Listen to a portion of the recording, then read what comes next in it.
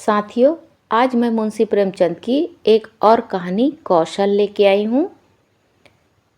पंडित बलराम शास्त्री की धर्मपत्नी माया को बहुत दिनों से एक हार की इच्छा थी और वह सैकड़ों ही बार पंडित जी से उसके लिए बोल चुकी थी।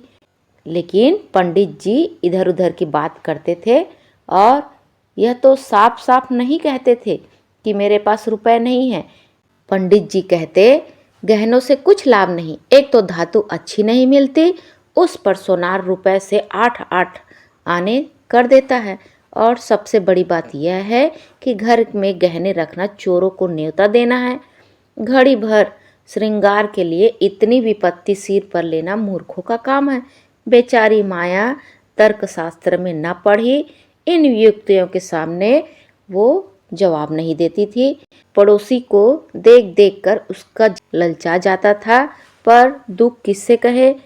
अगर पंडित जी से ज़्यादा मेहनत करने के योग्य होते तो यह मुश्किल आसान हो जाती, पर वे आलसी जीव थे। अधिकतर समय भोजन और विश्राम में व्यतीत करते थे, और जो पत्नी कटु वाक्य बोलती थी उसको सुनना था। लेकिन उनकी नींद में तनिक भी मात्रा में कमी नहीं होती। एक दिन पंडित जी पाठशाला से आए तो देखा कि माया के गले में सोने का हार विराज रहा है। हार की चमक से उसकी मुख ज्योति चमक उठी है। उन्होंने उसे कभी इतना सुंदर न समझा था। पूछा, यह हार किसका है? माया बोलती है, पड़ोस में जो बाबूजी रहते हैं उन्हीं की स्त्री का है। आज उनसे मिलने गई थी, यह हार देखा, बहुत पसंद आया, तुम्हें दिखाने के लिए पहनकर चली आई। बस ऐसा ही एक हार मुझे बनवा दो। पंडित जी कहते हैं, दूसरे की चीज मांग कर ले आई, कहीं चोरी हो जाए तो हार तो बनवाना ही पड़े, ऊपर से बदनामी भी होगी। माया कहती है, मैं तो ऐसा ही हार लूंगी, 20 तोले का है। पंडित जी कहते हैं, फिर वही जिद। माया कहती है, जब सभी पहनती हैं तो मैं ही क्यों न पहनूं। पंडित जी कहते हैं, सब कुएं में गिर पड़े तो तुम भी कुएं में गिर पड़ोगी। सोचो तो, इस वक्त इस हार के बनवाने में 600 रुपये लगेंगे। अगर 1 रुपये प्रति सैकड़ा ब्याज रख लिया जाए तो वर्ष में 600 रुपये के हिसाब से लगभग 1000 रुपये हो जाएंगे। लेकिन 5 वर्ष में तुम्हारा हार मुश्किल से 300 रुपये का रह जाएगा। इतना बड़ा नुकसान उठाकर हार पहनने से क्या सुख। हार वापस कर दो, भोजन करो और आराम से पड़ी रहो। यह कहते हुए पंडित जी बाहर चले गए। रात को एकाएक माया ने शोर मचाकर कहा, चोर चोर, हाय, घर में चोर, मुझे घसीटे लिए जाते हैं। पंडित जी हकपका कर उठे और बोले, कहाँ कहाँ, दौड़ो दौड़ो। माया कहती है, मेरी कोठारी में गया है, मैंने उसकी परछाई देखी है। पंडित जी कहते हैं, लालटेन लाओ, जरा मेरी लकड़ी उठा लेना। माया कहती, मुझसे तो डर के उठा नहीं जाता। कई आदमी बाहर से बोले, कहाँ है पंडित जी, कोई सेंध पड़ी है क्या? माया कहती है, नहीं नहीं, खपरेल पर से उतरे थे। मेरी नींद खुली तो कोई मेरे ऊपर झुका हुआ था। हाय रे, यह तो हार ही ले गया, पहने पहने सो गई थी, मुँह ने गले से निकाल लिया। हाय भगवान। पंडित जी कहते हैं, तुमने हार उतार क्यों न दिया था? माया कहती है, मैं क्या जानती थी कि आज ही यह मुसीबत सिर पड़ने वाली है। हे भगवान। पंडित जी कहते हैं, अब हाय हाय करने से क्या होगा, अपने कर्मों को रो। इसलिए कहा करता था कि सब घड़ी बराबर नहीं होती है, न जाने कब क्या हो जाए। अब आई समझ में मेरी बात। देखो, और कुछ तो ना ले गया। पड़ोसी लालटेन लिए आ पहुँचे। घर में कोना कोना देखा, करिया देखी, छत पर चढ़ कर देखा, अगवाड़े पिछवाड़े देखा, शौच गृह में झांका, कहीं चोर का पता नहीं था।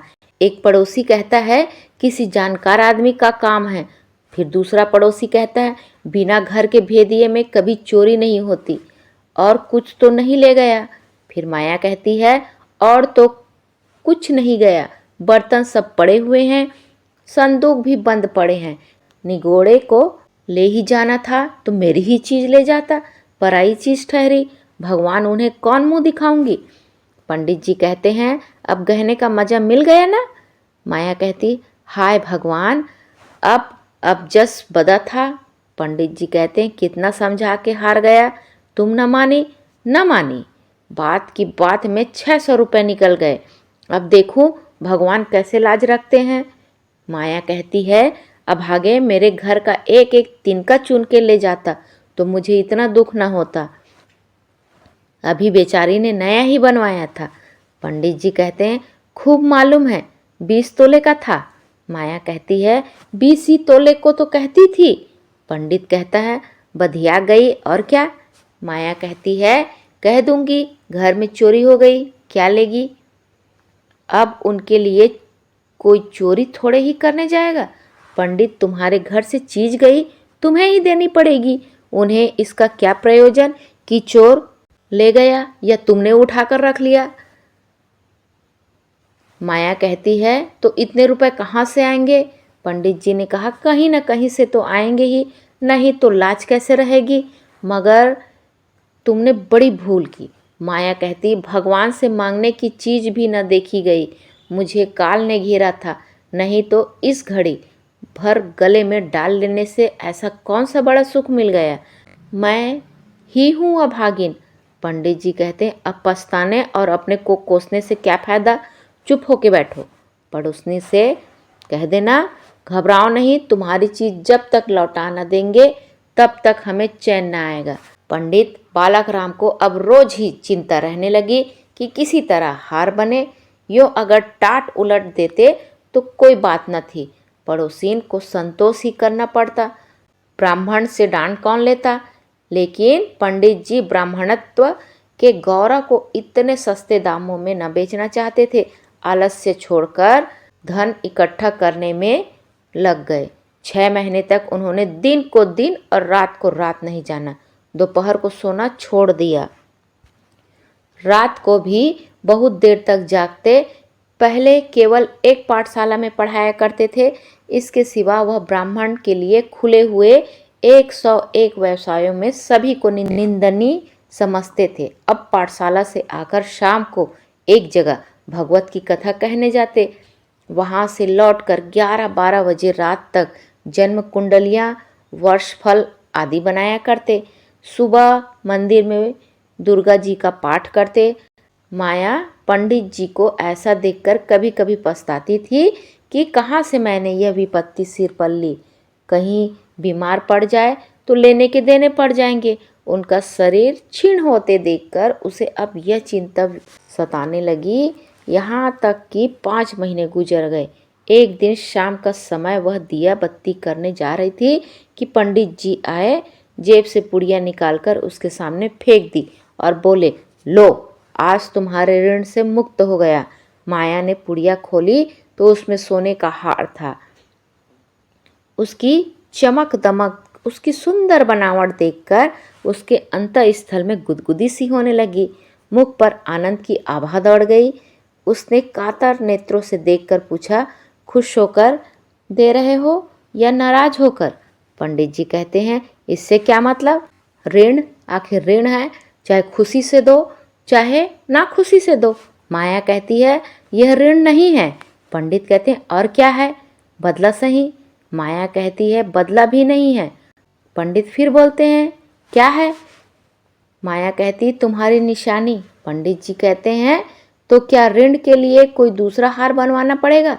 माया कहती नहीं नहीं, वह हार चोरी नहीं गया था, मैंने झूठ मूठ कर शोर मचाया था। पंडित जी कहते हैं सच। माया कहती हाँ सच कहती हूँ। पंडित जी कहते मेरी कसम। माया कहती है तुम्हारे चरण छूकर कहती हूँ। पंडित जी कहते हैं तो तुमने मुझसे कौशल किया था। माया कहती हाँ। पंडित फिर कहते हैं तुम्हें मालूम है तुम्हारे कौशल का मुझे क्या मूल्य देना पड़ा। माया कहती क्या 600 से ऊपर। पंडित कहते हैं बहुत ऊपर, इसके लिए मुझे अपने आत्मा स्वतंत्र को बलिदान करना पड़ा। इस तरह से माया ने अपनी हार बनवा ही ली।